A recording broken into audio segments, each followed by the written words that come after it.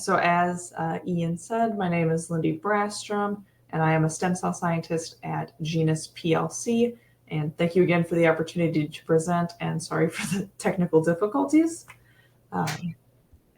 So here's just a brief outline of what I'd like to talk about today. Just briefly go over my background and my current position. And I want to spend most of the time talking about how I got here and what opportunities led me to my current position. So very briefly, sorry, yes? Oh, perfect.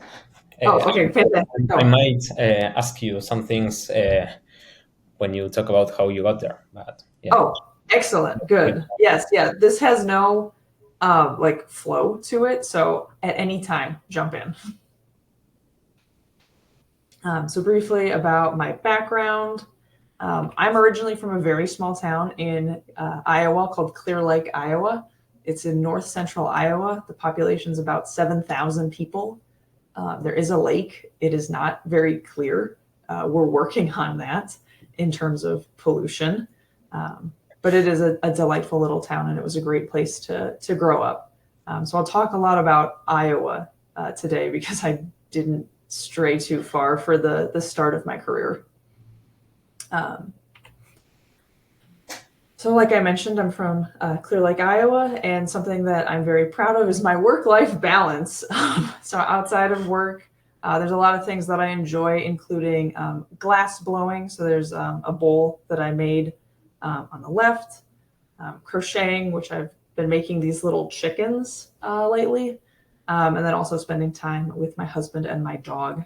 My dog's name is Rosie, and she's a rescued racing greyhound. And she's the derpiest little thing. We love her so much.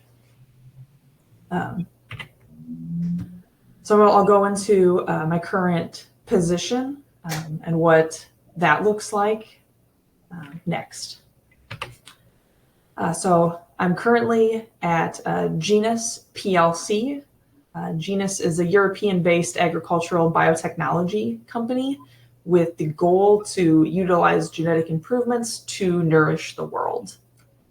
There's two main divisions at Genus. There's ABS, which is the cattle side of the business, and PIC, which I think is very funny. It stands for Pig Improvement Company. No joke. It's so funny. And that's the pig side of the business. So at Genus, I'm a stem cell scientist.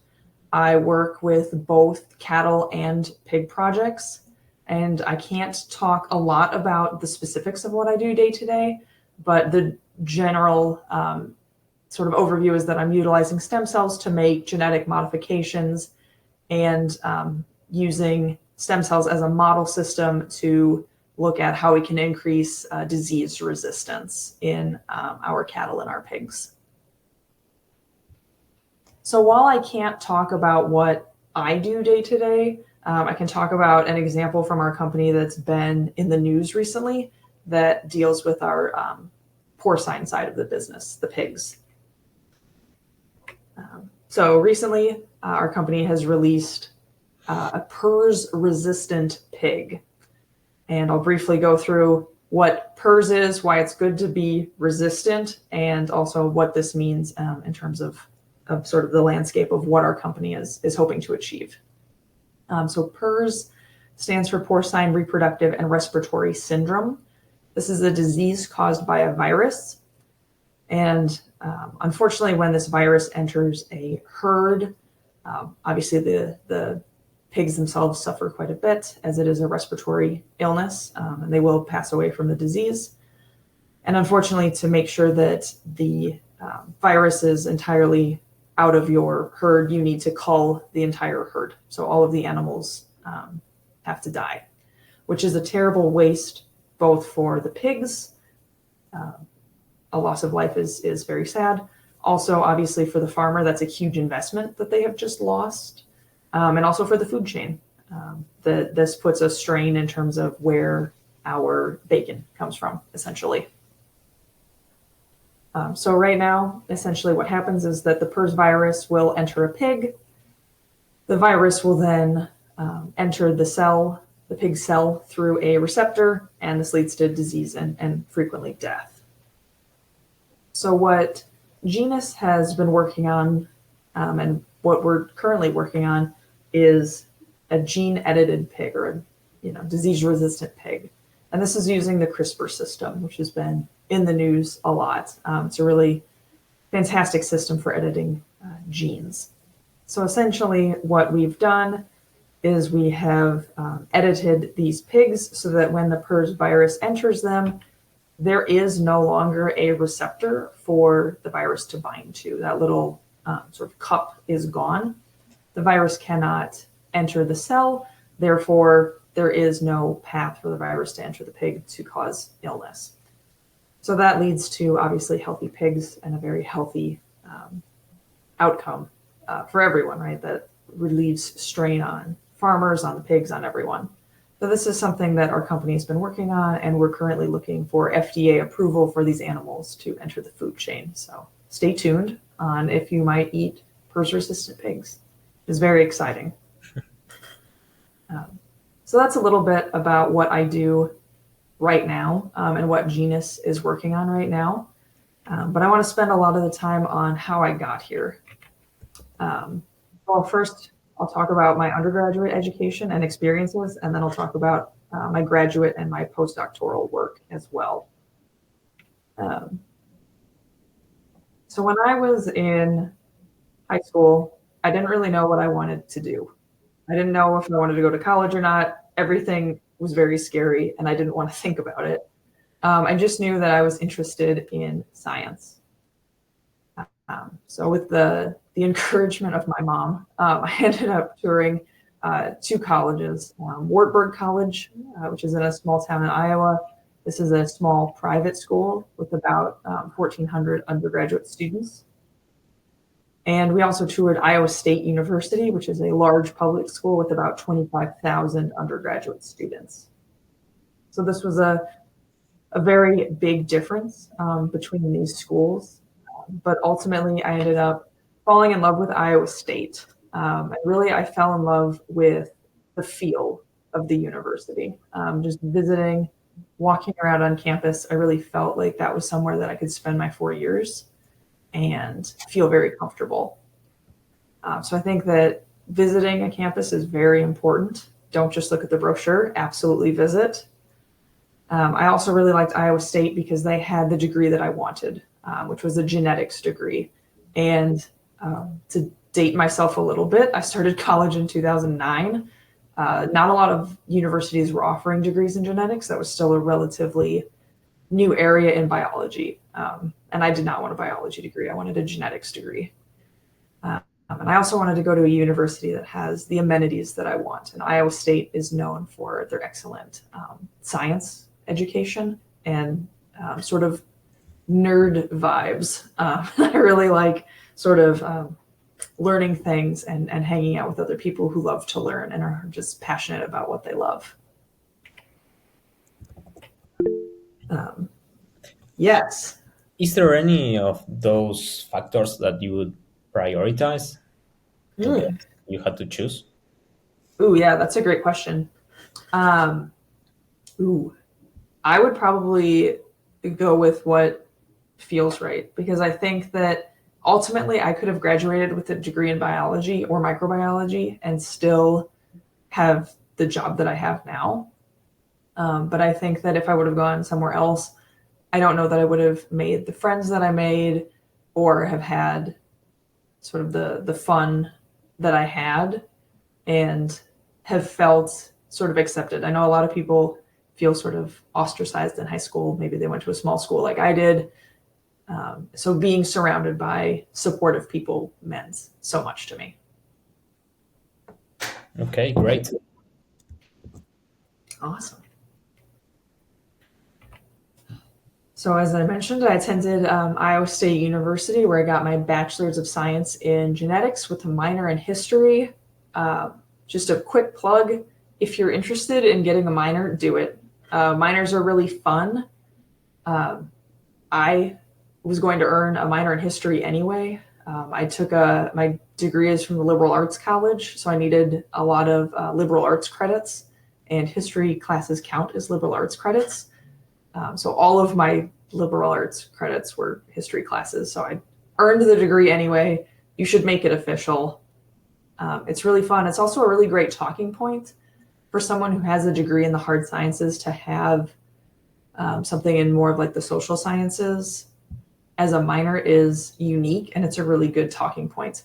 And attending history classes was also fantastic for me. It gave me a break from my really intensive like biochemistry courses to be able to clear my head and sort of get back at it. So, while I was at, oh, sorry, go ahead. oh yeah, question. How valuable do you think it is to mix all those things up? For example, studying things that you would think don't aren't related to each other or aren't directly related. Yeah, I think that's a really great question. I was always raised to be well-rounded, and I think it's great to be well-rounded. I think it makes you a more knowledgeable person overall about everything, and everything is connected at some point. I don't necessarily learn history to understand science, but I do think that the history of science is really neat. So there are points where things that you wouldn't necessarily think collide, they do collide. And it's also just fun to have something else to talk about and think about. Yeah. Yeah. And so while I was at Iowa State, I had a very fortunate opportunity to have an additional educational experience where I did a study abroad in Valencia, Spain for a summer. So I lived in Spain for a summer. This was recommended to me by my academic advisor, Dr. Rottermel, who I'm still friends with. We still write each other Christmas cards. He's amazing. So a quick plug for academic advisors, get one that you like. I was assigned an academic advisor when I got to Iowa State, and I did not like him. And that's okay. You don't have to like the one that you're given. I took a class with Dr. Rottermel, and we got on really well, and I just asked if he would be my academic advisor, and he was fantastic. He didn't always know the answer, but he always found out the answer. And that was a really powerful thing, and it opened a lot of doors and led me to a lot of opportunities, including this summer in Spain. He was one of the co-professors leading the trip. So he told me about it, and I was able to sign up in time to get a spot. It was a really wonderful summer. I mean, how can it not be? I was living on the Mediterranean coast. I took biology and Spanish courses while I was there.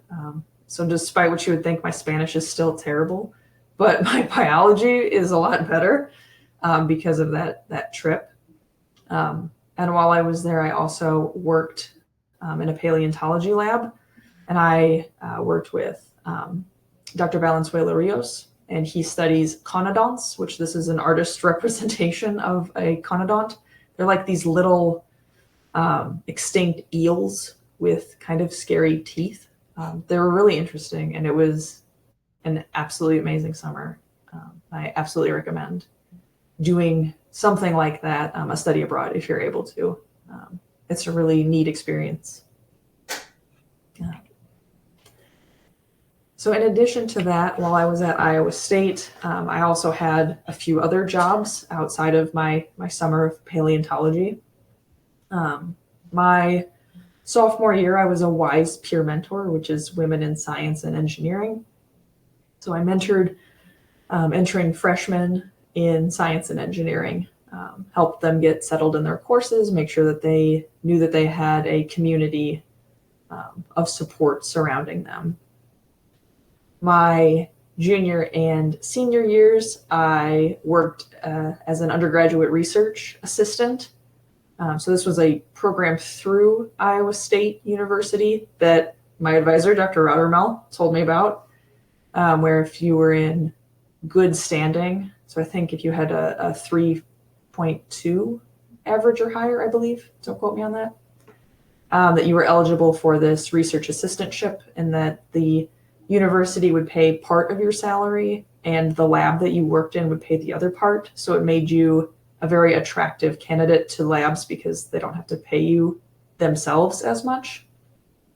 So through that, I was able to work in Dr. Jim Reese's lab, which is the beef cattle genomics lab. That I got a lot of really great research experience. I'd never done hands-on research. It also looks great on a resume. And frankly, at the time, I was very poor, as are most college students, and I did get paid, which is huge for a lot of people. So that was a really great experience. So outside of my education and my employment, I also had some time for some extracurriculars that were really valuable as well. This included being part of an honor society, the Beta Biological Honor Society, which was a wonderful way to meet people both on campus and networking off campus. And I also had time to be in a few clubs, including the glass blowing club. That's where I started glass blowing, and it's also where I met my boyfriend, who I then married. And the Korean language club, because I was really interested in learning another language that did not use the alphabet that I was used to seeing. And that introduced me to a lot of great people and was a really fun challenge. So that's what I did a lot in my undergrad. Had some interesting, fun experiences.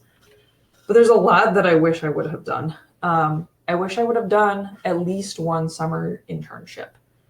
My summers, I was in Spain for one of them, and the other two I took courses at a community college. I wish that I would have had at least one summer where I had an internship. I wish I would have taken advantage of more of the campus's sort of like help you get a job resources, like mock interviews and resume workshops. These are all over a lot of college campuses, and I wish I would have taken advantage of more of them. I think my first real interview was when I applied for the Women in Science and Engineering peer mentoring program, and that was the roughest interview I have ever had. So definitely practice before the real one. And also in terms of, especially now, having like a LinkedIn or some sort of professional social media is very important. And yeah. Yeah, I think that's great advice. It's really important to get experience as early as possible. Do you? Well, what do you think is why do you think that's important? Maybe some people just oversee it or really don't pay attention to it while they're just focused on studying. Yeah, I think that that's a good point. I think that that is something that why I didn't always take advantage of things that were available to me is that I was really busy with schoolwork and work. And I think that I should have taken some time, maybe over a summer, to sort of plan out, this summer I want to have an internship, whereas like this summer can be dedicated to a study abroad or something. I should have done a little more careful planning, and I think that it's very easy to get caught up in like classes and clubs and fun, and Iowa State doesn't have a great football program, but like football, things like that, that time can really slip past pretty quickly. Yeah, and in terms of sort of like other advice and other just sort of notes, I think that it's great on a LinkedIn or, your professional social media to keep jobs that maybe don't directly relate to the job that you're applying for. These can often demonstrate soft skills. So something that's like a customer facing role shows that you're able to work professionally with other people, things like that. So I know, at least for me, I was very sort of anxious when I was applying to research positions when I didn't really have any research experience. But having that WISE peer mentorship was actually really great. It showed that I was able to, have a job for a year. I did a good job at it, and that I was able to work with people which is something that I think a lot of people look for. So don't sell those experiences short either. If you're working at Wendy's or something, put that on there. That's shows dedication. And some other advice: identify resources early. Like a lot of universities have like gym memberships that are included with your tuition, or like mental health services, things like that are scattered across campus. I would say find those as early as you can and have that in your back pocket for if you ever need it, and learn how to take care of yourself. It's tough when you've grown up in like a loving family that has helped take care of you, and then you have to do it by yourself. It's a lot. So give yourself a lot of grace, especially that first year is a lot.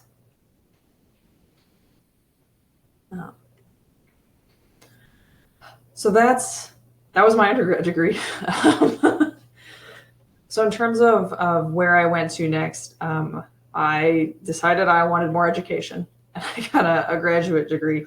So I'll talk a little bit about that, as it wasn't something that I had thought about when I was in high school, like that I was going to go to grad school someday. That wasn't a thought that I had. So I want to sort of lay out how that happened. So I graduated with my undergraduate degree. I wasn't really sure what I wanted to do, but I knew that a lot of the job listings that I was coming across for bachelor's degrees were not appealing to me personally. But the listings for like master's and PhD level scientists were much more interesting to me.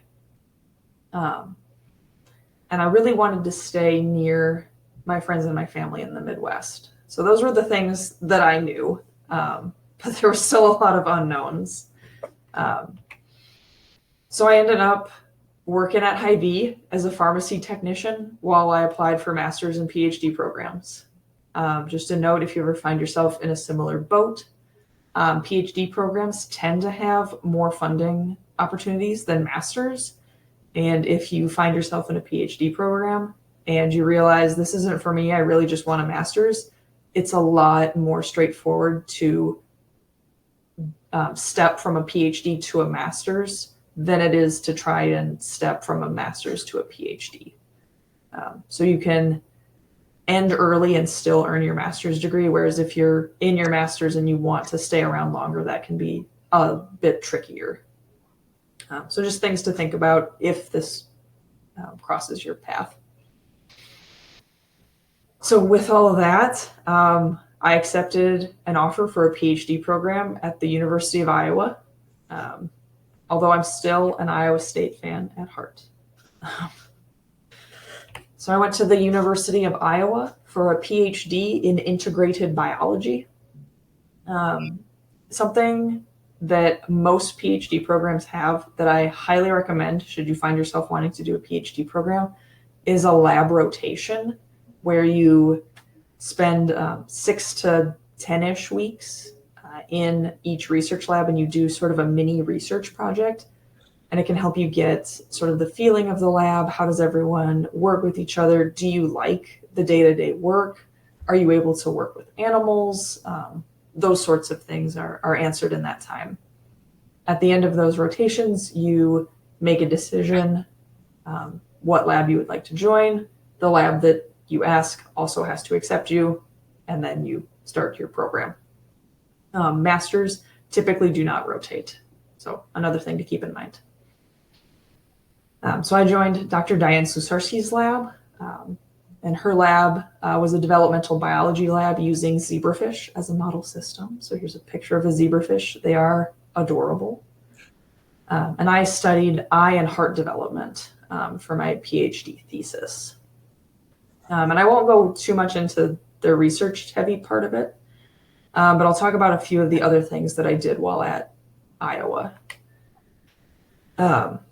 Another thing to consider, some programs have a teaching requirement, both at the master's and at the PhD level. Some do not. So if teaching is something that you may be interested in, make sure that you're able to attend a program that supports that. My program did have a teaching requirement of 2 semesters. So I served as a graduate teaching assistant while being a graduate student. And I ended up really loving teaching. I only had to do it for 2 semesters and I taught for 7. So I really, really enjoyed it. I taught both the introductory biology lab and a higher level class where I taught developmental biology lecture and lab. And I really loved teaching. It was a fantastic experience for me. I did not know that about myself, that I like teaching. So some of these requirements that maybe sound a little daunting, like teaching, turn out to be something that you really enjoy. And while I was at Iowa, I ended up doing some volunteering as well. I was on our graduate student steering committee. So I was elected as my year's representative 3 years in a row. And my job was to assist first year students with identifying resources and settling into our department.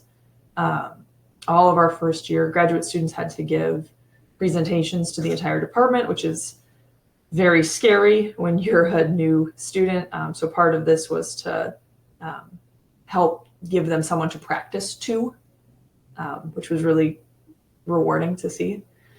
So it was a really great way to give back to our department and to identify resources for myself and for other graduate students. I also was on the graduate recruitment and admissions committee. So I got to sit on the admissions panel. So I got to plan the interview weekend. I organized and led all of the interview weekend activities and helped make decisions for admission, who was admitted to the program and who was not. This was a super fantastic experience for me to watch other people interview and see how other people carry themselves and how other people write their experiences on their resumes. This was a fantastic experience in looking at things and judging things and taking what other people did well and applying it to my own interview practice and resume. Yeah. So, given that you had experience like judging other people's admissions, what do you think are maybe the biggest takeaways, recommendations you could give to someone applying to college, even maybe for just undergraduate? Yeah, absolutely. I think having a resume that's easy to read is probably the most important thing. Making sure that you have your most important things listed first. So typically resumes are broken down by a section that's like your education and then something with like related experience or relevant experience. Potentially another section for like other experiences like customer facing roles, things like that, to show that you're able to work with teams. And then usually like some sort of skills section is a lot of the resumes that I saw anyway. So I think having something laid out, very straightforward. Spell check is your friend. And also if you can, put it in a PDF. Sometimes like Word converts bizarrely. So if you upload something, it can look very weird. PDFs tend not to have weird formatting issues. And for interviewing, it's really hard, but try not to be outwardly anxious. It's very, very difficult, which is why practicing helps a lot. And I still get anxious. It's how you channel the energy that is, I think, helpful for a lot of people. Is there maybe one or two things that are like a direct cross out if someone says that or adds it to, or their curriculum or the admission is set up in a particular way? Is there something that you remember maybe? For graduate school, yes. I remember that part of applying to a lot of PhD positions is that you need at least 1, sometimes up to 3 letters of recommendation, typically from a professor that you worked closely with. So for me, it was Dr. Risi. I worked in his lab. Dr. Rottermel also wrote me a letter of recommendation as my academic advisor. And I do remember one person that I read through their letters of recommendation, and two of them said that this person was not ready for a PhD program and to not admit them. So I'm not sure what the conversation between that person and their recommendation givers was. I would hope that the person giving the recommendation would be upfront with what they were going to write. But I think having that honest conversation of, would you feel comfortable giving me a positive letter of recommendation to X program, X job, etc. That's really the one that I can think of in terms of that was a no. That people that knew this person said no. So me as someone who does not know this person says no. Okay, great. Yeah. It's a wild time.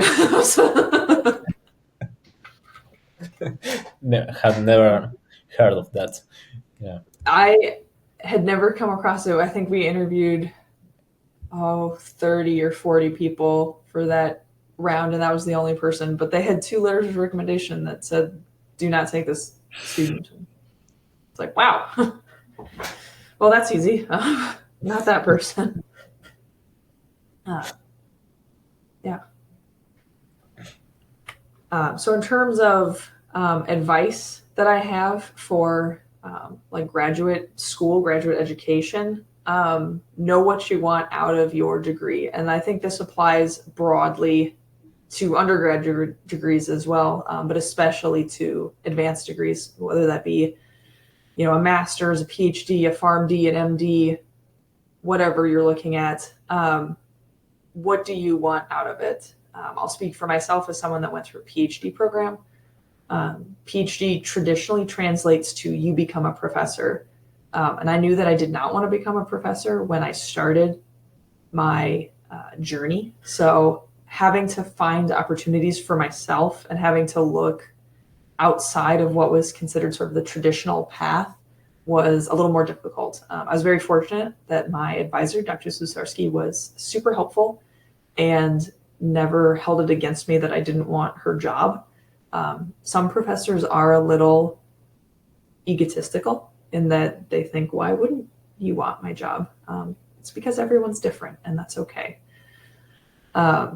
Also, these are all very long, 2 to 8 years, difficult, stressful programs. So know that going in, that's going to be a commitment. And set healthy work-life balance boundaries, and sort of similar to undergrad, find things that help you. So be able to take care of yourself, identify resources available on campus, etc. Most universities will have some sort of like graduate student services office or graduate college. They have resources for you. Talk to them. They love it when graduate students show up. So that was my PhD in a few minutes. And for the record, my PhD took me 5.5 years, which is average. So just throwing that out there, that is something to expect. So what did I do next? I had a PhD. Spoiler alert, I did a postdoc, which is something I didn't even know about when I was in high school. But I'll explain a little bit what it is and why I did one. So I graduated with my PhD in 2020, which was rough. The job market was rough. I had a job lined up for when I graduated in December of 2020 that I would be staying at the University of Iowa and working in a human in vitro fertilization clinic. I'd gotten a lot of work with micromanipulators and developmental biology, so it was a natural fit. Due to the pandemic, that job offer was rescinded last minute, which was really unfortunate. So I had a PhD and I didn't have a job. I didn't really know what I wanted to do next, but I knew a few things. The job market was really rough.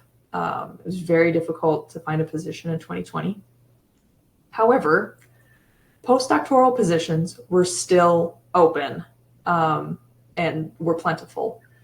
I had known entering my PhD that I didn't really want to do a postdoc because a postdoc is like a PhD, but no degree is given. So you work long hours, you get low pay.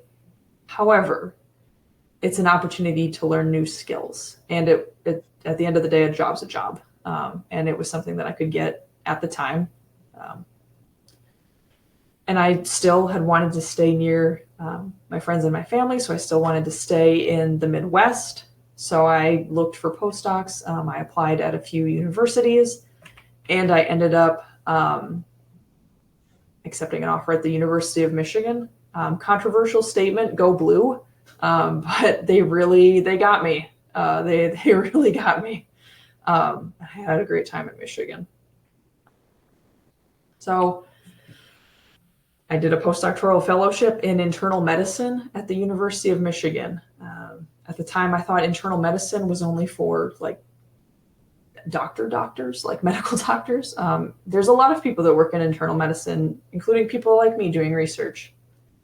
I joined Dr. Jason Spence's lab, and his lab utilizes 3D cell systems that are known as organoids. So this is an image of organoids. There's these little cystic ball structures that exist in a three-dimensional matrix. They're really fantastic. They're one of the only ways to model human development and disease because these are made from human cells. And I ended up studying airway diseases while I was in Dr. Spence's lab, including cystic fibrosis and a lesser known disease called bronchopulmonary dysplasia.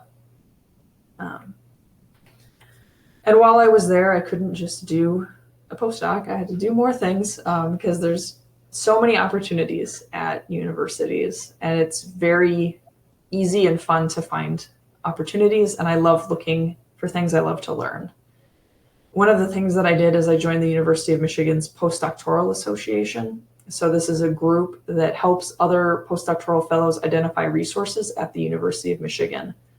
Postdocs are sort of a weird population in that you're not really a student anymore, but you're not really staff or faculty. So it can be very difficult to navigate what resources are allocated for you and which ones are not for you. I also did some teaching. As I mentioned, I love teaching. So I will find teaching opportunities wherever I go. Teaching opportunities kind of like this, where at Michigan, I worked with a group of people that put on a program called Developing Future Biologists, which is a week-long intensive crash course into developmental biology for underrepresented students. It's a lot of fun. It is 7 days, sun up to sundown, of developmental biology. So it's a lot, but it's so much fun. I had a great time. And from there, I applied and got my current position at Genus, where they were looking for someone who had cattle experience, which I had worked with cattle as an undergrad, that had some sort of embryology or developmental biology background, which was my PhD, and new stem cells. And I worked a lot with stem cells and cell biology and 3D cell culture at the University of Michigan. So it was sort of a happy accident that I had all three of these experiences that came together to land me in this position. So some final thoughts. This sounded like, oh, go ahead. Wait, before you get to those, Yeah. you set me up for a question I have, and I want to know what you think about the difference between having all planned out, like even from high school or from when you just enter university.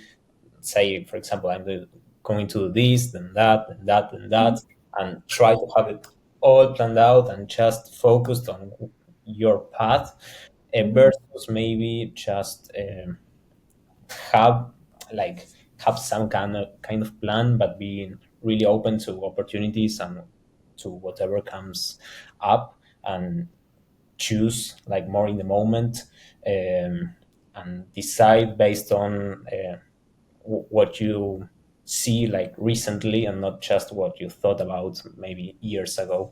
What would be your thoughts on that? Yeah, that's a really great question. I think I'd want to fall somewhere in the middle. I like to have a plan. I like to see a plan um, through, which sounds like I would have had this all planned out. I had approximately none of it planned out. I didn't even know that I wanted to go to college, frankly, um, and ended up going to college, which turned into a PhD, which turned into a postdoc, which turned into a job. Um, I think I should have had more ideas of what getting a PhD looked like. I had looked at job listings for bachelor's level scientists and thought, that's not really for me. Oh, this one that they want a PhD for, that's for me. I'll just get a PhD. I think I should have looked a little more into what goes into a PhD. It all worked out, but it was a lot of work. And I think having something like this where, someone's able to talk to you and tell you that it's a lot of work um, would have been really helpful. But also, I graduated in 2020. I couldn't control what was happening in the world at that point. I couldn't control that my job offer was rescinded. So being able to sort of roll with the punches and accept the opportunities that come your way. I had not wanted to do a postdoctoral position. That's even more thought of as being on the sort of track to becoming a professor. So I was sort of going towards something that I knew that I didn't want. But I think that you can look at things and always take something else away. So I did my postdoc, which is supposed to, sort of set you up for faculty, but I was able to look at other aspects of it, pick up a lot of different techniques. Like I had never done cell culture before. That was a very cool, amazing experience, and now I do that for a living. I was also able to do some teaching experiences and some other volunteering along the way, which has been really helpful and great, and something that I enjoy. So both, both is good. Right, great thoughts on the topic. Awesome. Yeah. So final thoughts. This sounds like I went from point A to point B. Then I graduated high school, and then I got hired at Genus. And really, it looked a lot like this, where the plan was to kind of, yes, go to Iowa State, get a bachelor's. Yes, after that, don't really know. Okay, we're gonna work at the pharmacy for a little bit. We'll figure it out. All right, we're gonna go on a ride for a PhD. Graduated in 2020, absolute chaos. Went to Michigan for a postdoc. Wasn't planning on doing a postdoc at all, and then ended up being hired at my current position. So I think that you can have a good plan, and you can't control for everything, but everything works out, and everything teaches you a lesson, and you can take something from whatever comes your way and make it yours. And that is what I have. So if there are any questions, I thank you so much for letting me talk to all of our folks. Thanks to you, Lindy. Well, I made all the questions already, and you were really clear. So, yeah, thank you very much. Awesome. Thank you.